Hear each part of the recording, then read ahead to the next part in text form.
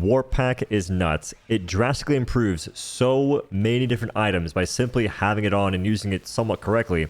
The mobility, utility, even damage it can do is impressive. It even pays for itself since you can teleport into bunkers and loot some super shekels. I've been experimenting a ton with this backpack, and there's simply so much to do, and probably things I still don't quite understand that you can do. But there's a lot of information in this video. There'll be timestamps down below. Most of it will be very useful. Some of it pretty niche, but still most likely a ton of fun. It may help to know the control group warbond is what has this item. Well worth it if you ask me. The basics of Warp Pack. You have 3 levels. Purple, blink forward, nothing happens, all well and dandy. Once it's yellow/orange, blink again, you'll take some damage or be lit on fire. If you dive while blinking, you won't be lit on fire, which is kind of nice to mitigate some of the damage. If you blink 3 times in quick succession, because your backpack is unstable as so, you die and your backpack goes away. You can Thanos Snap enemies out of existence by having a stationary reload weapon and teleporting as you reload it. The game has you teleport the same distance as normal, but only for maybe a quarter second, letting you do damage, but putting you right back in the place that you were initially. This means a few things. 1, you can kill enemies behind cover. 2, you can die in the process, because teleporting into enemies, sometimes they're too tanky and you simply perish. It's not that cut and dry though. A good example is Alpha Commanders. If I hit the body, they explode. It's fantastic. That thing just summoned a Hive Guard. That makes no sense. If I hit the face at all with the orb explosion, we trade. We're both dead. This is weird because if I saw it on the footage, the majority of the explosion is in the body. But apparently a little bit of it hit the face, therefore I can't play the game no more until I get respawned. HMG and machine gun retain their ammunition unless you're reloading for too long. With this method, you can have an instant one-tap on rather tanky enemies and still have the ability to gun down everyone else with your remaining ammo. Things get weird as you dive deeper. Chicken Legs McGee over here has light armor pin for the legs and takes 2 warps, essentially unfazed. I get aimbotted, whereas the Hulks require a heavy armor pin to break their armor and go through it. Dead in 2 shots. Chargers are the smoking gun, because in 3 hits, I strip the leg armor on its back leg, which requires heavy armor pin. And in around 5 hits, I kill it. It's technically an anti-tank weapon that can be aimed, just be careful of who you're aiming it at. Meatbobs, for instance, are a terrible choice, because 9 times out of 10, you'll perish. Alpha Commanders is 50-50. Hulks, they have a chance to kill you as well. Chargers, same thing. Titans, watch out for their legs. Factor Striders, watch out for their legs. War Striders, legs. I've found you're generally safe if you teleport betwixt the legs. Hitting one directly, you gon' die.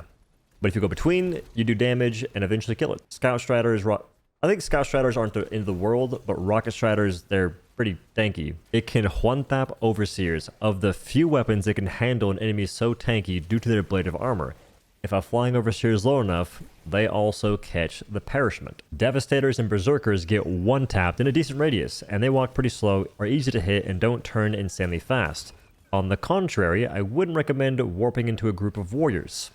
They'll turn quickly and potentially 2-tap you. Almost forgot tanks. Yeah, be careful of that. They'll kill you. The combo potential rivals Wendy's 444 something serious. You can simply have a bunch of Voltless following you, teleport through a wall, have a flame sentry be thrown right after, and they'll funnel into the fire like a moth to a flame. Think of the strongest weapons that don't require a support backpack. Those become more powerful by simply using the warp backpack decently. You have a flamethrower. You douse the ground, teleport back before getting hit, saving yourself from taking damage, and dousing the land in the flames of freedom, as mentioned in the previous video juego. If you're the host, it works great. Playing solo, fantastic. If you're the lackeys, a part of the group that aren't those 2 things, it's currently bugged, so you will not be seeing these effects. Exploding crossbow, eruptor, anything that is explosive and you can't be close to an enemy to shoot it, you can back up real quick, fire away. Getting ran down by a Voltless or chased by bugs, toss a cluster bomb at your feet, warp away 2 times, then walk a little bit extra for safety measures. Admire the fireworks. Be warned, this can backfire seldom often. It's not intentional though. I'm at a safe distance and somehow that thing just jumps for me. Charging weapons before teleporting lets you maintain the charge meter. It applies to the Quasar, Epoch, and Railgun, saving you a ton of time and giving you faster kill potential. There's just enough demolition force to break crates, which hold super credits and various other materials. There isn't enough force to destroy the Tesla towers for Illuminate. If a purple barrel is present, things change, and you're gone. There is a massive skill ceiling for the warp pack. The biggest piece of the puzzle is creativity behind movement. You can do some wild stuff in missions. Most importantly, getting stuck in stuff. Warp ship right here, on my way in, and you can melee through the shield, can't shoot, toss down stratagems. That kills you apparently. Be careful of dying. You may find yourself in a very wild predicament, being you can't get your loot. I discovered the lawful act of breaking and entering spaceships accidentally. I meant to warp through it, warped inside of it, got stuck, was a bit perplexed, figured out it's repeatable, and then the mountain aspect I can't explain one bit. You can go in mountains sometimes, and they're essentially shield emplacements. You can shoot through it, enemies can't shoot you back. If you're too close to the edge, they can probably punch you, and they can ragdoll you because explosives have a pretty big radius. But you have a lot of space in this here rock, young Patrick Star. Buildings and cities, find the front door, warp inside, and walk around a little bit. Explore. And you can exit every single one of these places.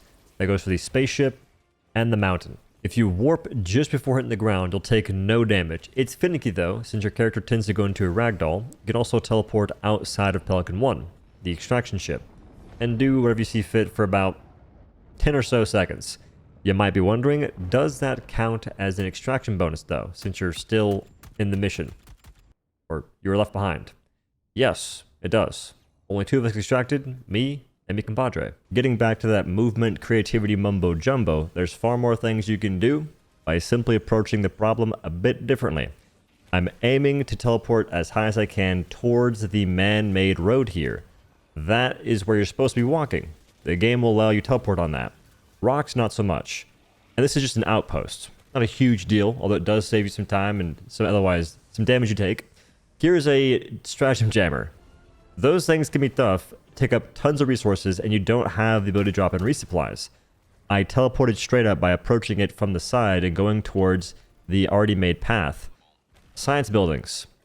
You can teleport on them hot dog style, drop in a hell bomb that doesn't crush the building, and activate it in a much safer environment.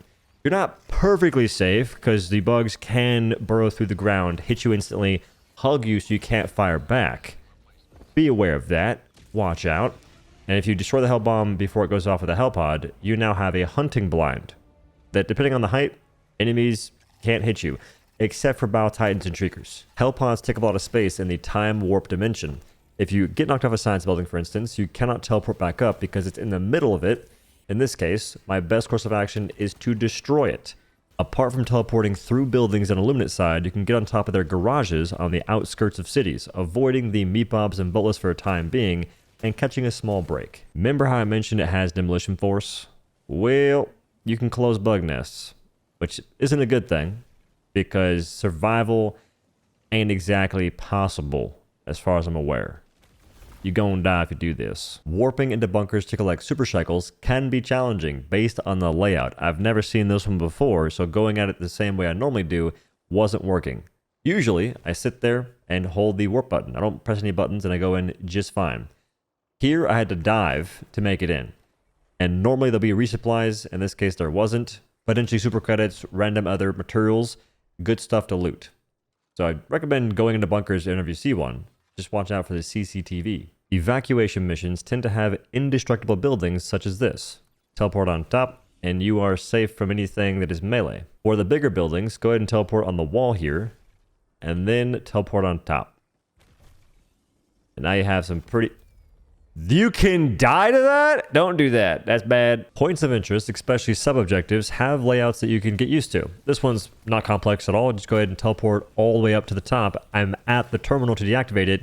Quick, fast, and in a hurry. The time saving is immaculate.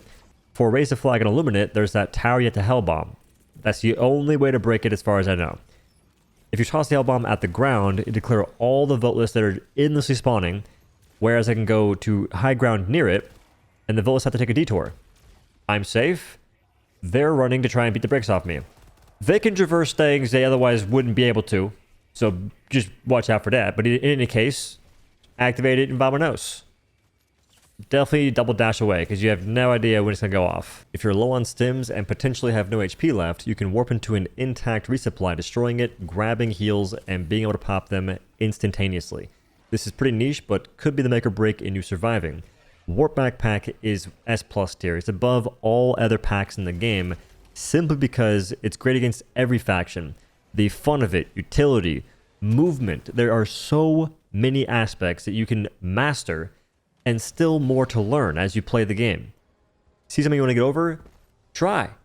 You might just surprise yourself in what you can pull off. It does so much. What's crazy is the person that everyone loves to hate, Alexis, the guy they blame for all the wrongdoings in the video game, he's who made the Warp Pack. This is his idea. He also made Napalm Barrage, which is not my favorite, but Warp Pack, bro, I feel like he gets a pass on all of his past transgressions. Going forward, we'll keep a tally, but the past is clean slate. That's just me, though.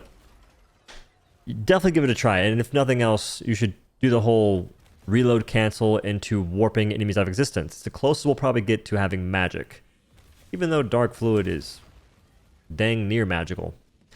Anywho, thanks for watching, and have a good day. Alright, here's the plan. I'm gonna TP through. Alright, I'm gonna TP through, and grenade pistol thing on the left. Go.